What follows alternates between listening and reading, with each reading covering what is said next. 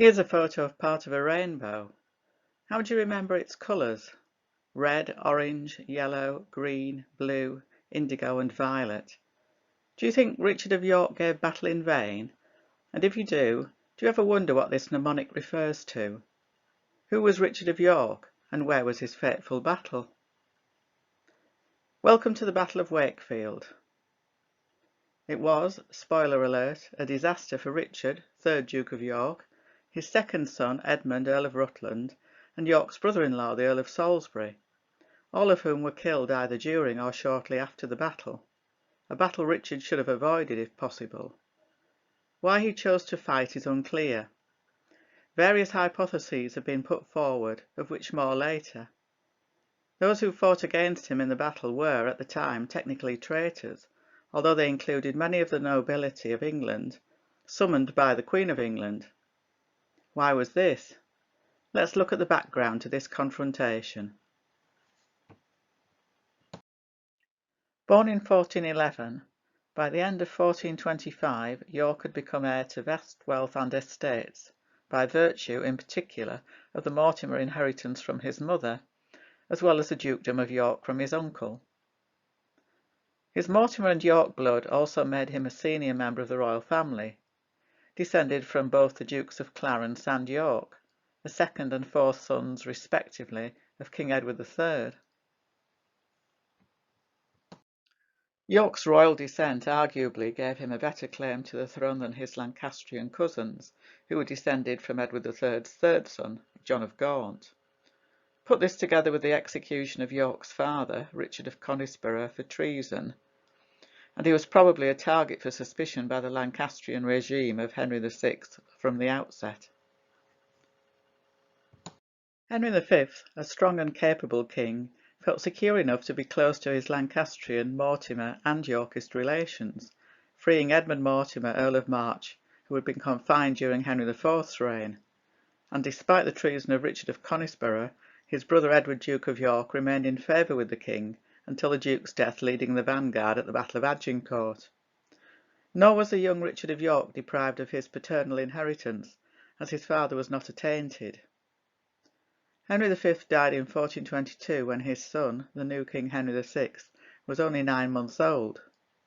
The ensuing Regency Council of the royal minority maintained stable government, but how to conduct affairs in France led over time to an increasing power struggle between the young king's remaining uncle, Humphrey Duke of Gloucester, and his great-uncle, Henry Beaufort, Cardinal of Winchester. Here is Richard, Duke of York, seen in a 19th century stained glass panel in St. Lawrence's Church, Ludlow. I think his being clean-shaven is accurate, at least, as it was the fashion during his lifetime.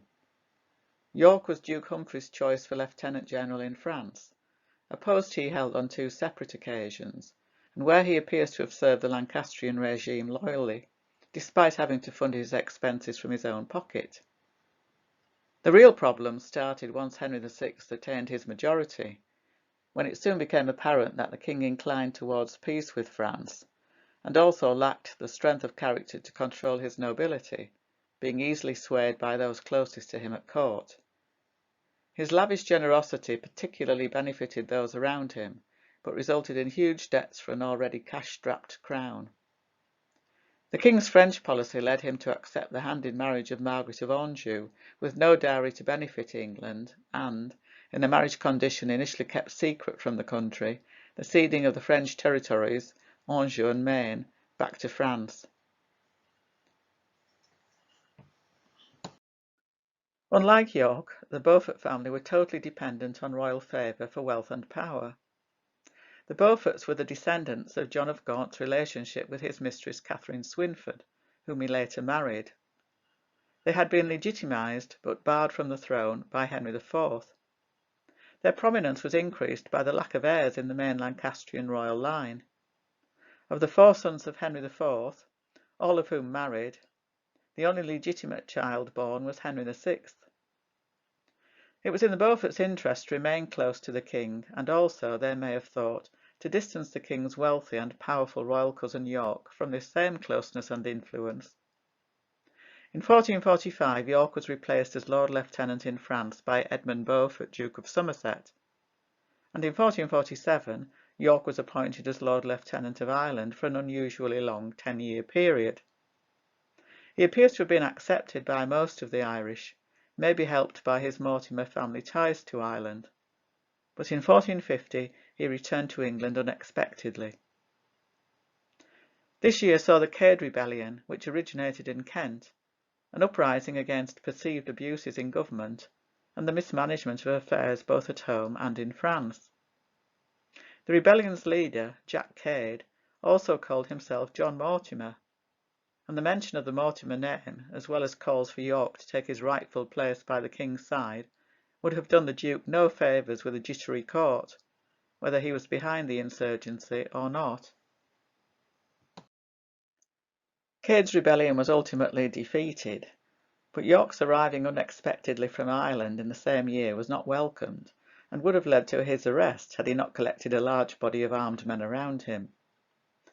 If he'd hoped to reach the king's side before the Duke of Somerset returned from France, he was too late, and following attendance at Parliament, he returned to his Marcher fortress of Ludlow Castle.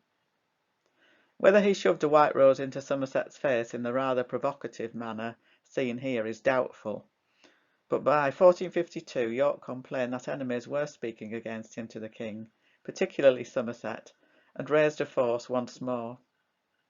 Persuaded either by the king or by someone on Henry's behalf that his demand for the removal and arrest of Somerset had been agreed, York disbanded his army, only to be seized when he came before the king and subsequently forced to make a public oath never to raise an army again without royal permission. It was a humiliating defeat and indicates a level of political naivety that was to continue to undermine York's actions.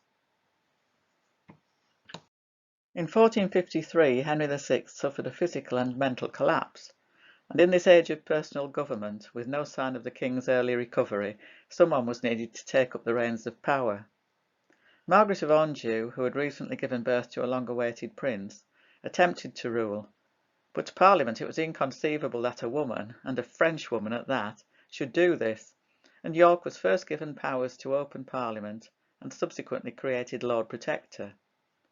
Up to this point, although popular with the Commons, York had had little support from the rest of the nobility, but just before his illness Henry VI had found in favour of the Duke of Somerset in a quarrel over land between Somerset and Richard Neville, Earl of Warwick, a decision the young Earl refused to accept. Added to this were ongoing tensions between the Nevilles and the Percy family, their main rivals for power in the north.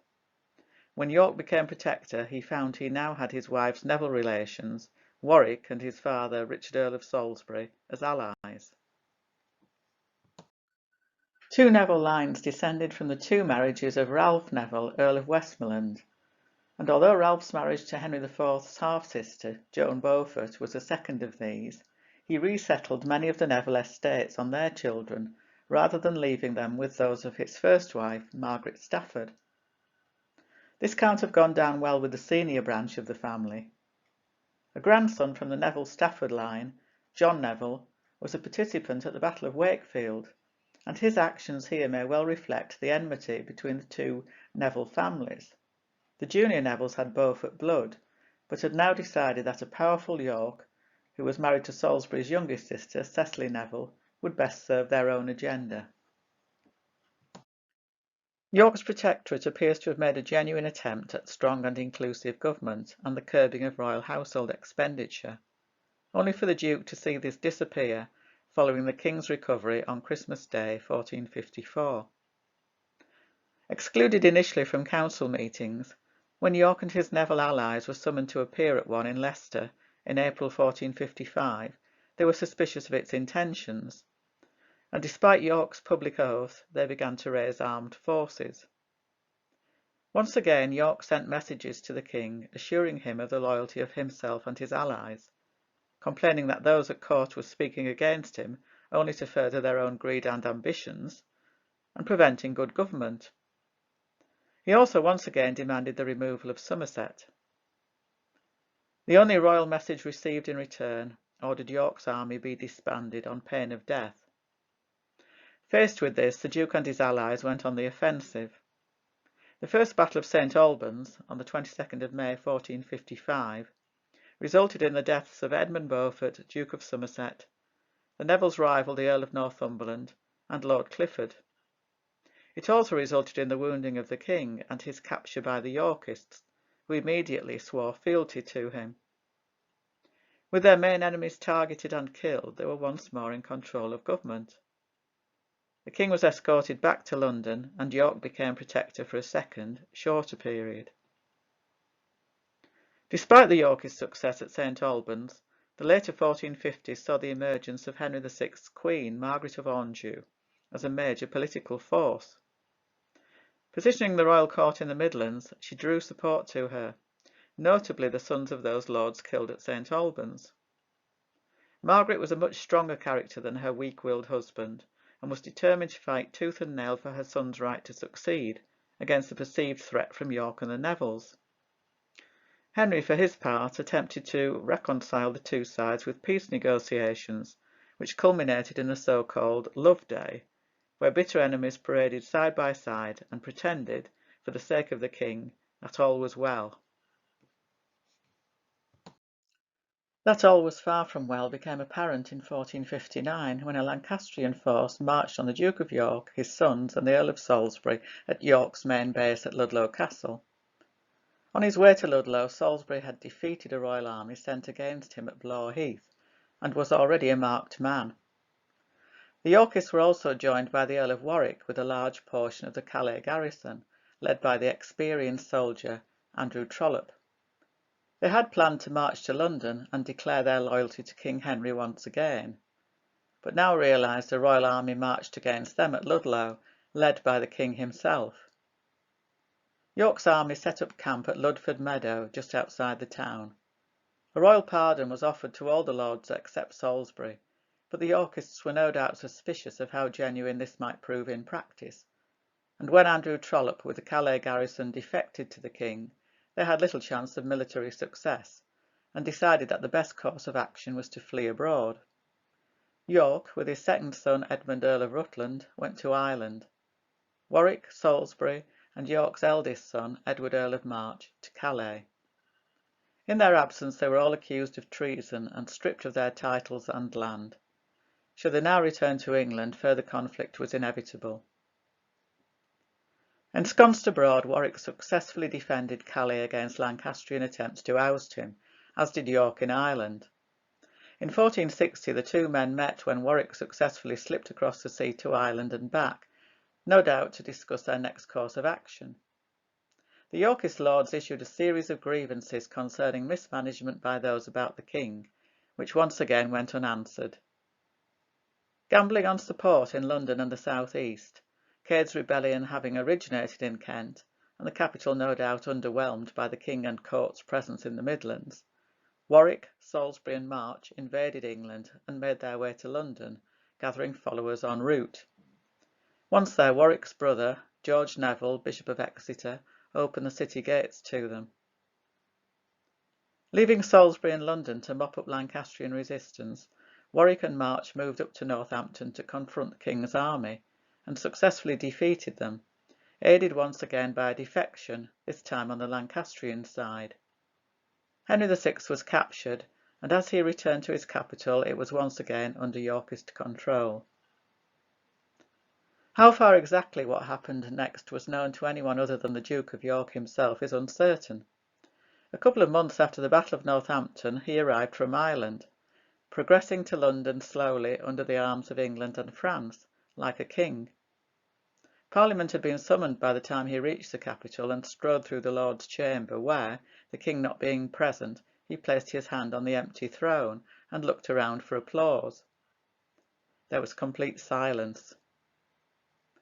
Once again Richard had displayed his political naivety, overestimating the desire of the nobility to be rid of Henry VI, despite the problems with his government. Unlike both Edward II and Richard II, Henry does not seem to have been held personally responsible for the problems, and probably still commanded some respect, both for his piety and for being the son of the revered Henry V. As for York's Neville allies, They didn't become his cheerleaders. If Warwick was behind York's bid for the throne, he is unlikely to have welcomed such a blatant gesture from the Duke at this stage. York himself, having been largely excluded from those around the king in recent years, with his complaints continually rebuffed, culminating in his being declared a traitor, probably felt he had nothing left to lose.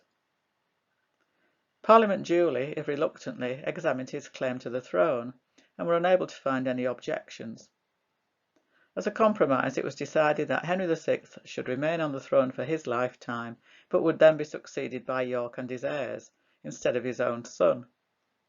Henry VI agreed to these terms, though how he, Parliament, or the Yorkist lords expected them to be accepted peacefully when the Queen and Prince of Wales were still at large, seems incredible.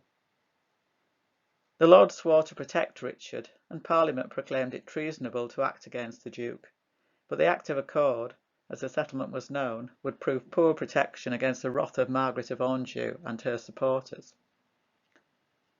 For Queen Margaret, the only way forward was to destroy York once and for all. Arriving in Scotland, she found support from the Scottish Queen, Mary of Guelders, and was supplied with a Scottish force under the Earl of Angus. Margaret's agreement that this army could plunder England on their way south was a mistake that would ultimately cost her dearly, but for now she was intent on raising as large an army as possible, and also sent orders to lords including the Earls of Somerset and Devon, and the Lords Roos, Clifford and Dacre, to raise troops and march north to join her. The Battle of Wakefield, a Yorkist defeat fought in the north of England, is not extensively covered by the largely pro-Yorkist Southern chronicles that survive, although interesting details do emerge. As to events immediately preceding the battle, one contemporary 15th century chronicle, the Annals Rerum Anglicarum, says that the Earl of Northumberland, the Lords Clifford, Dacre and Neville held a council at York and destroyed the tenants of the Duke of York and the Earl of Salisbury. The Lord Neville mentioned here must be John Neville, soon to appear at Sandal Castle. It looks as if there was a deliberate strategy formed to draw the Yorkist lords north, away from their main areas of support, while the Lancastrians mustered their main forces at the royal castle of Pontefract. York and Salisbury would have wanted to regain control of their lands in Yorkshire and secure the area around.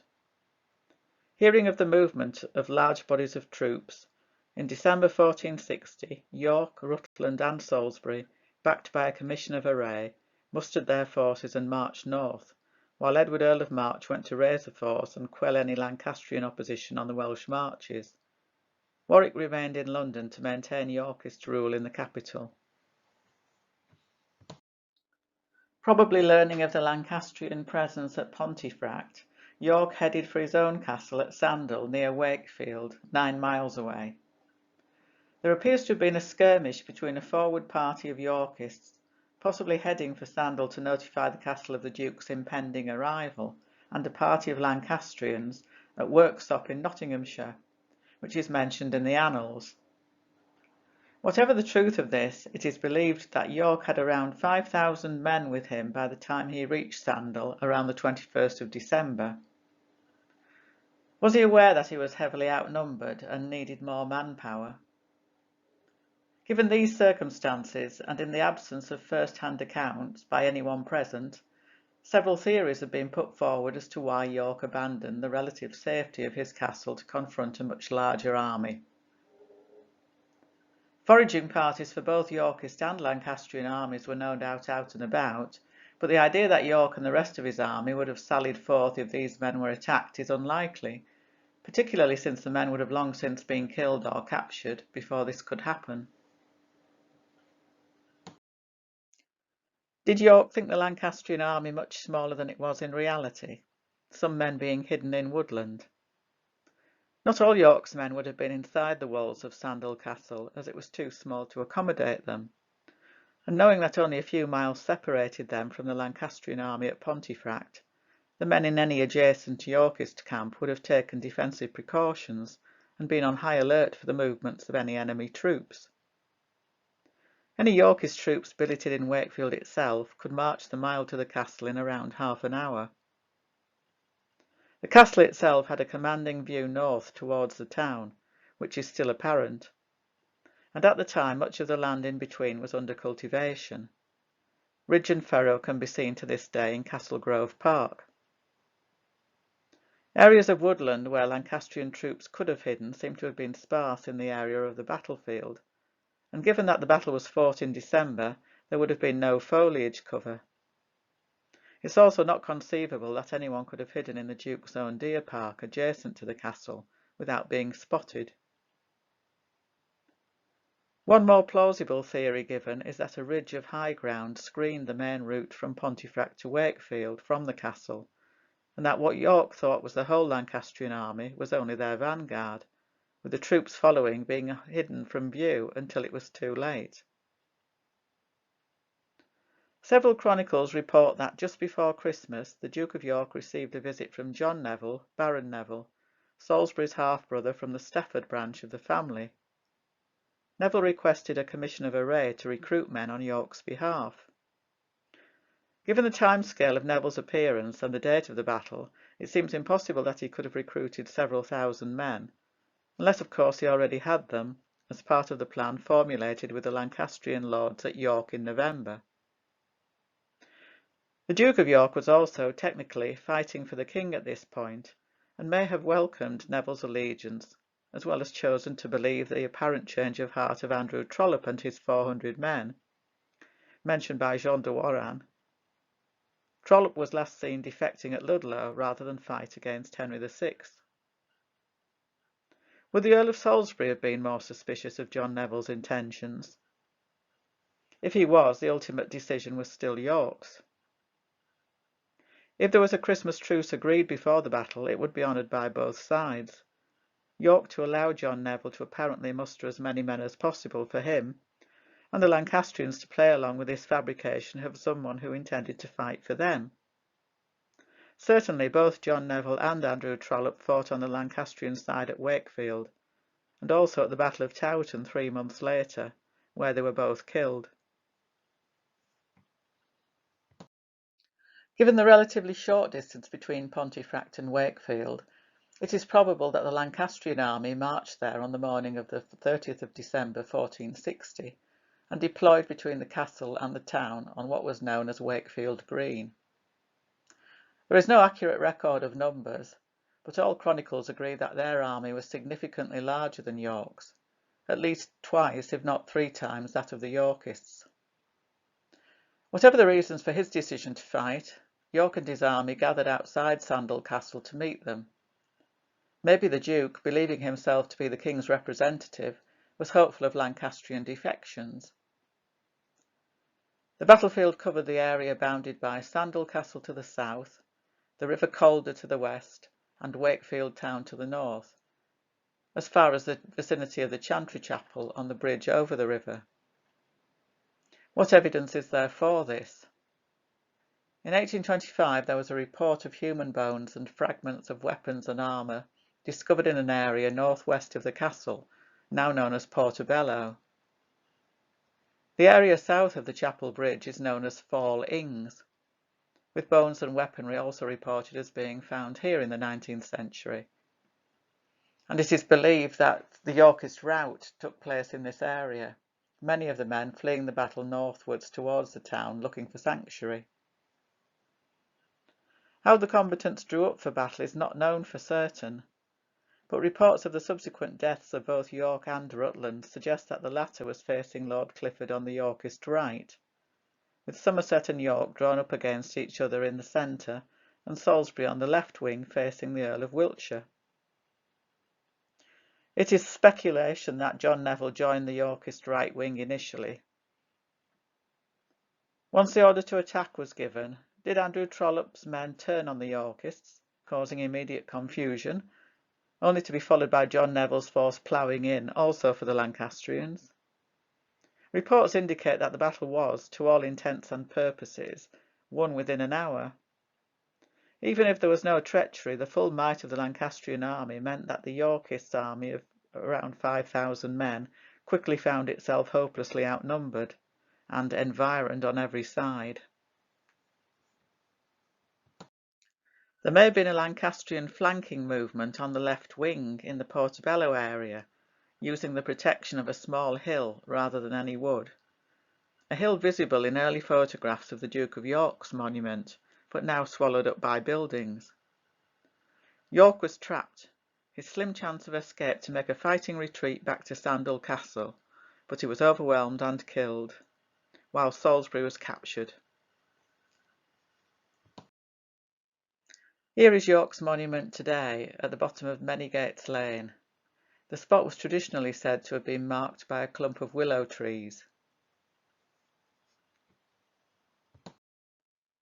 York's son Rutland, on the right wing, seems to have spied a chance of escape towards the town, but was pursued and cut down in the vicinity of the Chantry Chapel on the medieval bridge, reportedly by Lord Clifford and his men, the Flower of Craven. Rutland was no defenceless child, as he has been portrayed by later art and literature, but a 17-year-old soldier, son of York and another threat to the Lancastrian monarchy. Death tolls given for the two armies were roughly 2,000 Yorkists and 200 Lancastrians. Although Salisbury survived the battle to be taken prisoner to Pontefract, he was dragged out of prison and beheaded the following day, apparently by angry locals who said he had been no good lord to them. York and Rutland were also beheaded posthumously, and their heads, with Salisbury's, taken to York to be displayed on Micklegate Bar.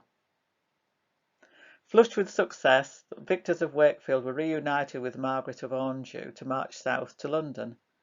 The Queen's troops took full advantage of their way south in terms of plunder, their reputation no doubt preceding them. Despite winning a victory over the Earl of Warwick at the Second Battle of St Albans and taking Henry VI, who had been with Warwick, back under their wing, they were refused admission to the City of London and withdrew back north. Meanwhile, York's oldest son, Edward Earl of March, having won a victory over a Lancastrian army at the Battle of Mortimer's Cross, was welcomed into the capital and accepted as King Edward IV. To cement his title, Edward marched north to fight the Lancastrian army and win at Towton only 3 months after his father's death, in a battle which claimed the lives of many of the victors of Wakefield. Richard, Duke of York, was 49 years old when he died. His time serving in France and Ireland, as well as his spells as Lord Protector at home, proved him to have been an able administrator.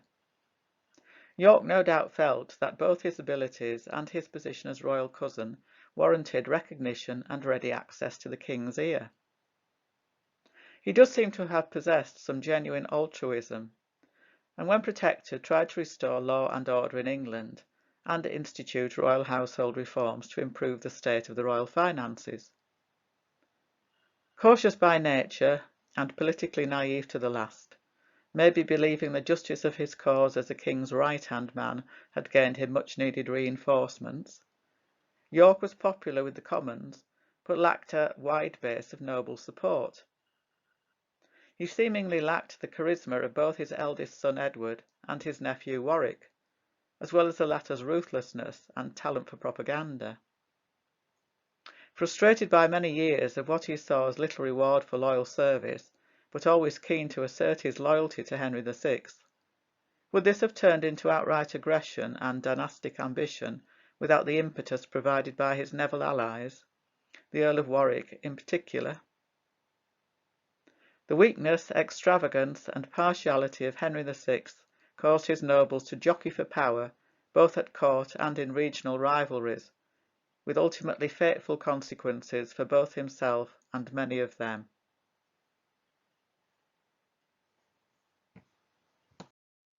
Thank you for listening.